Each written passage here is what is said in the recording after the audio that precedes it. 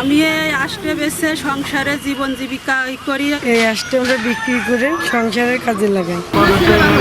বছরে 1 লাখ হয়, 50,000 হয়, 80,000 হয়, যে যেরকম করে সেই সেরকম হয়। আমি একজন মহিলা মানুষ হয়েও আমার স্বামীকে এই টাকা দিয়ে হেল্প করতে পারি এবং এতে আমরা স্বাবলম্বী হই।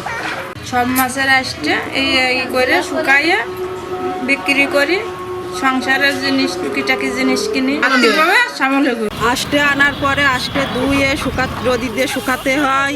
শুকানোর পরে বাড়ি নিয়ে যাই, বাড়ি নিয়ে যে বস্তায় ভরি। 20-25 জন আমরা এই কাজ করি।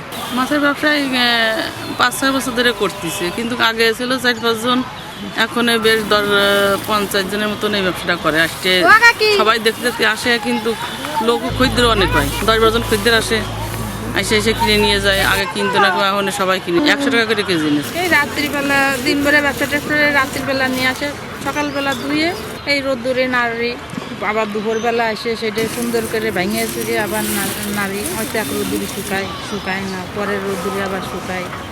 তাই এবার এই বিকালবেলা বাড়ি নিয়ে বস্তায় পুড়ে রাখি ওই 6 মাস পরে ওই ব্যাপারীরা আছে বিক্রি করি। কোনো সময় কম হয়, কোনো সময় বেশি হয়। এই যে আসছে এমনও আছে একদিনই 2 মণ 3 মণ মাছ কাটে।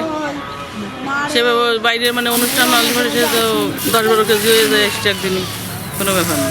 এই আসতে বিক্রি করে আমরা যাও মানে একটু এগিয়েছি, সংসারে সব কিছুই করতে পারি, সময় চালাতে পারি। বিয়েরও একটা জিনিস হয়ে যায়, আমরা আর্থিকভাবে স্বাবলম্বন হচ্ছি।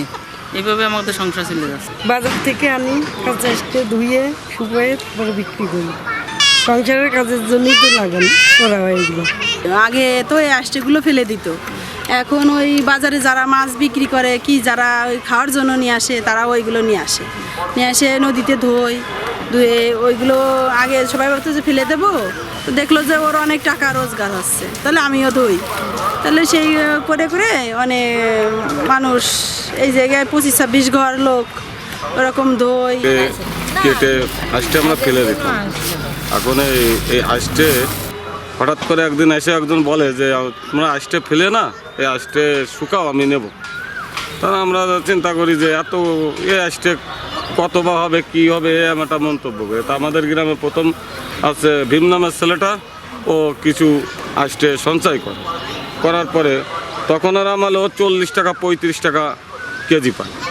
আর এখন সে আষ্টে ধরেন 120 টাকাও বিক্রি হয় কোনো বছর আবার 80 টাকাও। এর মধ্যে খোপে কেনা বেচাটা হয়। তবে আমাদের এই গ্রামের অনেকেই আছে যারা আমরা মাছের ব্যবসা করি, এই আষ্টে আইনে তারা একটু পরিশ্রম হলো, কারণ এটা তো আমাদের বাই খাতার টাকা, এটা তো ফেলে দিতাম, অপচয় করে ফেলতাম। এই টাকা সংসারেও অনেক আয় উন্নতি কাজে লাগে।